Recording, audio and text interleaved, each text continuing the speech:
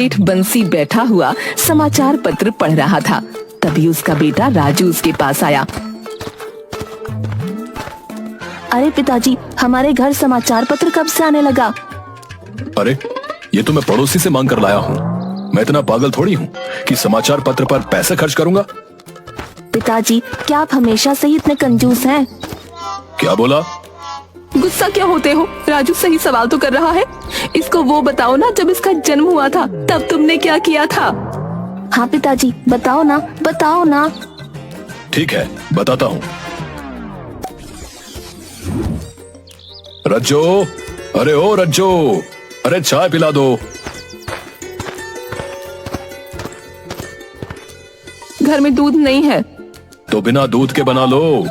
वैसे भी तो मैं बिना दूध की ही चाय पीता हूँ, क्योंकि वो सेहत के लिए अच्छी होती है भाई। सेहत के लिए या जेब के लिए? जेब सही रहेगी तभी तो सेहत भी सही रहेगी। हाँ हाँ, मैं जानती हूँ आपकी सारी बातें। वैसे घर में चीनी भी नहीं है। अरे तो चीनी कौन सी बहुत अच्छी चीज है। शहर में कोई चीनी वीनी नहीं खाता भाई। जाओ, बिना चीनी और बिना दूध की चाय ले आओ, जाओ। हाय हाय, चीनी नहीं, दूध नहीं, तो चाय में भला क्या होगा? चाय की पत्ती तो होगी। सबसे अहम चीज तो वही है। तुम लोगों ने ना फालतू के खर्चे बढ़ा कर रखे हुए हैं और ज्यादा गैस फूकने की जरूरत नहीं है। 1 मिनट से ज्यादा मत पकाना चाय को। रज्जो पैर पटकती हुई वहां से चली जाती है और 1 मिनट के अंदर उबले हुए पानी में चाय की पत्ती डालकर ला देती है।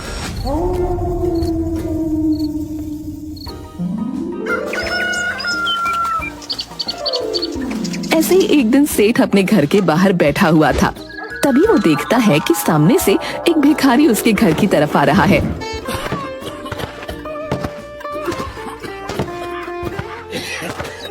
अरे ये भिखारी तो मेरी ही तरफ आ रहा है। क्या करूं, क्या करूं? हाँ, आइडिया।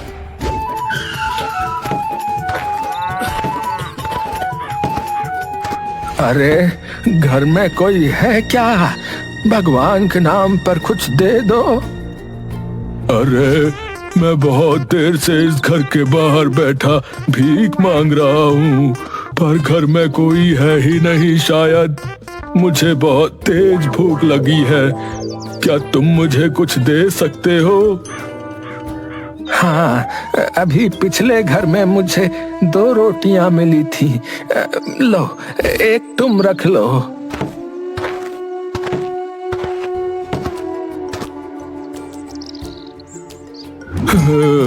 धन्यवाद भैया। रोटी देकर वो भिखारी वहां से चला जाता है और तभी सेठ की पत्नी बाहर आ जाती है। मैं अंदर से सब देख रही थी कि आपने क्या किया। उस भिखारी को देने की बजाय आपने उससे उल्टा ले लिया। ये है सेठ का दिमाग, समझी? ऊपर वाले से खौफ खाइए। नहीं, मैं तो ये रोटी खाऊंगा। तभी अचानक रज्जो बेहोश होकर गिर पड़ती है। हे भगवान, खर्चा! अरे मतलब रज्जो, क्या हुआ तुम्हें? सेठ रज्जो को उठाता है और तब तक आसपास वाले लोग भी भागते हुए आ जाते हैं।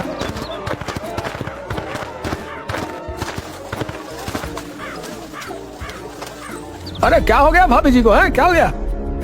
कुछ नहीं, कुछ नहीं, बस चक्कर आ गया शायद। लाओ थोड़ा सा पानी मुंह पर मारो। अरे पागल हो गए क्या सेठ? हैं? इसमें भी कंजूसी करोगे क्या? रुको, मैं डॉक्टर को बुलाकर लाता हूँ।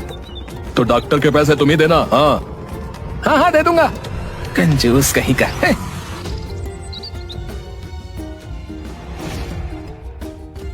वो आदमी डॉक्टर को बुलाकर लाता है।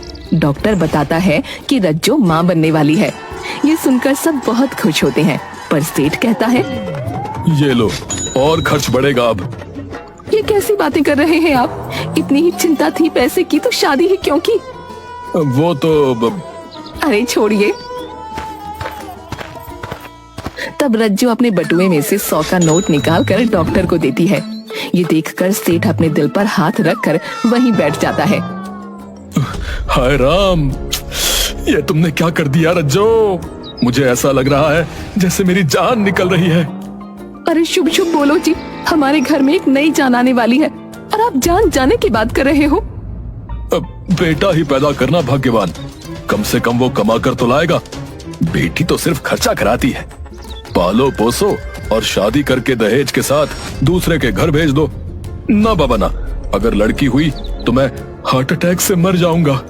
ये बोलकर सेठ वहीं लेट जाता है और 100 रुपये जाने के गम में कई दिन तक बीमार पड़ा रहता है। देखते ही देखते 8 महीने गुजर जाते हैं और एक दिन एक साधु उनके घर आते हैं, जो रज्जो से कहते हैं कि अगर उसे लड़का हुआ तो उसे एक भंडारा कराना पड़ेगा, वरना बच्चा कुछ ही दिन में मर जाएगा। ये बात वो सेठ को बताती है।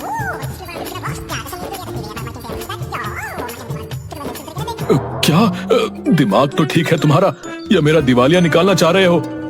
आज तक मैंने आपकी कंजूसी में हर तरह से साथ दिया है, पर अगर मेरे बच्चे के ऊपर बात आई ना तो मैं आपको छोड़कर चली जाऊंगी, ये याद रखना। अरे समझा करो भाग्यवान। समझो आप, वरना रहना अकेले अपनी इस कोठी में, कंजूस कहीं के। हाँ नहीं तो। अरे यार, ये तो इस बार कुछ ज्यादा ही गुस्सा हो गई है। चलो अच्छा, जैसा तुम कहो वैसा कर दूंगा। अब तुम आराम करो, मैं मंदिर होकर आता हूँ। अच्छा।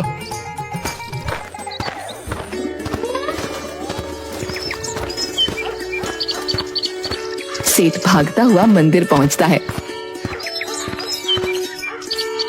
और पुजारी से कहता है, पंडित जी, मैं आपको एक समय का भोजन करा दूंगा, पर आप कुछ ऐसा हवन या कुछ करो जिससे मेरी पत्नी की बेटी हो। कल तक तो आप चाह रहे थे कि आपका बेटा हो। हाँ, पर मेरी बीवी को पता नहीं किस साधु ने बोल दिया कि अगर बेटा हुआ तो भंडारा कराना पड़ेगा। अब वो मेरे पीछे पड़ी है कि बेटा हुआ तो हर हाल में भंडारा कराना ही होगा। पर मैं इसमें कुछ नहीं कर सकता। लड़का और लड़की तो भगवान की देन है। अरे यार। सेठ खुद वहां बैठकर पूजा करने लगता है और प्रार्थना करता है कि उसकी पत्नी को बेटी हो, लेकिन उसकी पूजा काम नहीं आती और उसकी पत्नी एक बेटे को ही जन्म देती है।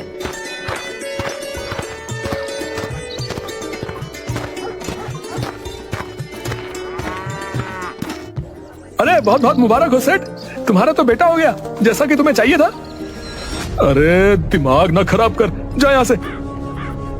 सेठ वहाँ से चला जाता है और वो आदमी दूसरे आदमी से कहता है, अरे ये सेठ इतना गुस्से में क्यों भाई? अरे मैंने सुना है कि सेठ की बीवी ने बेटे के जन्म पर भंडारा कराने को कहा है। अच्छा तो ये बात है।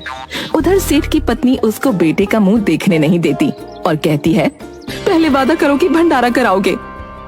अरे ठीक है मेरी माँ, करा दूंगा भंडारा, करा दूंगा। अब लाओ मुझे मेरा बेटा दिखाओ। सेठ अपने बेटे को गोद में लेकर देखता है। इसका नाम क्या रखोगी? मेरा नाम रज्जो है तो इसका नाम राजू होगा। अपने जैसा नाम रख लिया, बहुत चालाक हो।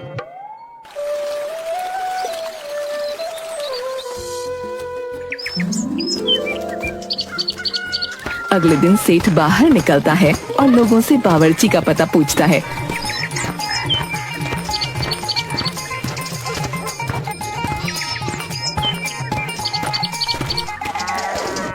हाँ भाई सुनो, तुम में से किसी को एक ऐसे बावर्ची का पता है जो अच्छा खाना ना बनाता हो?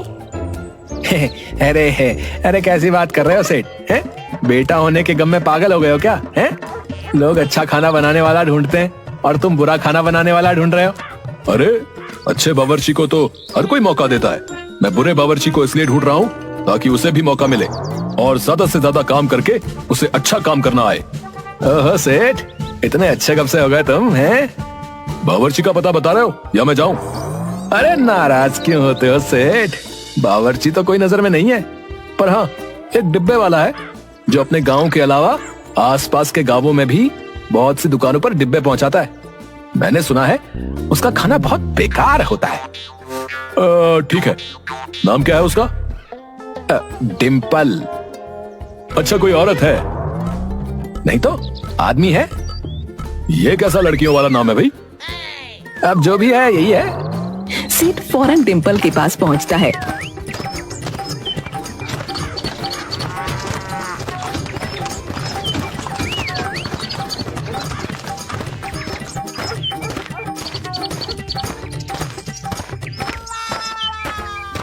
डिम्पल, मुझे भंडारा कराना है पूरे गांव के लिए।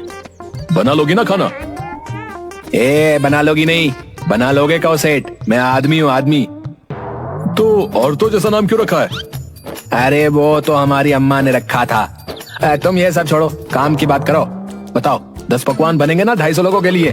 गांव में इतने ही लोग हैं। अरे नहीं नहीं, क्या बात कर रहे हो? मुझे लूटने लगे हो क्या? बस 5 पकवान बनाने हैं, और वो भी बस 50 लोगों के लिए। 50 लोगों के लिए? तो बाकी लोग क्या खाएंगे? उसके लिए तू बस इतना कर कि खाने में मिर्च और नमक मत डालना, बाकी मैं देख लूंगा। ठीक है, 5000 रुपए लगेंगे। हाँ तू काम कर, पैसे मिल जाएंगे।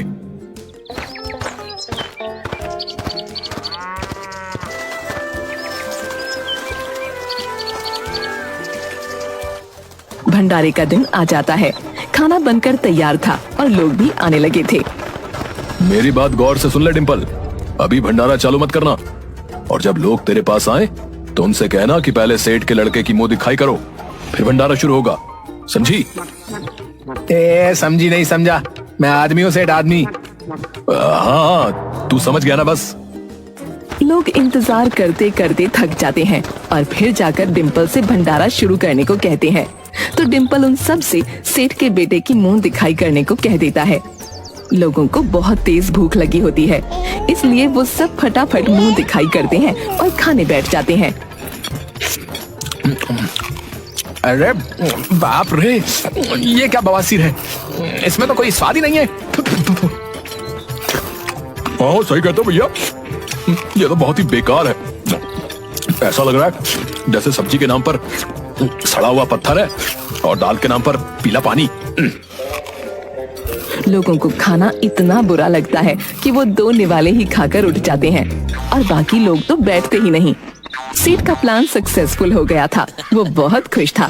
सबके जाने के बाद वो डिम्पल से कहता है,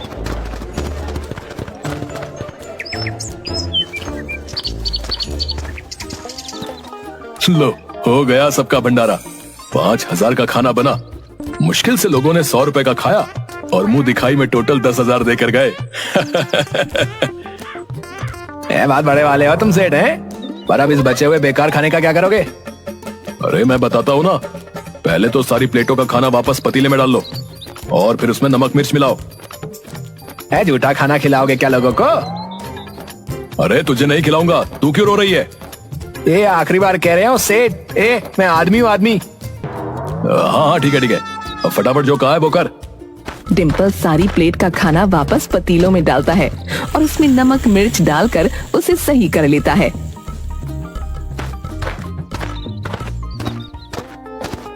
आपने जैसा कहा था वैसा हो गया है सेठ, अब बताइए क्या करना है? हाँ तो अब तुम ये बताओ कि तुम अपने डिब्बे कितने रुपए में बेचते हो?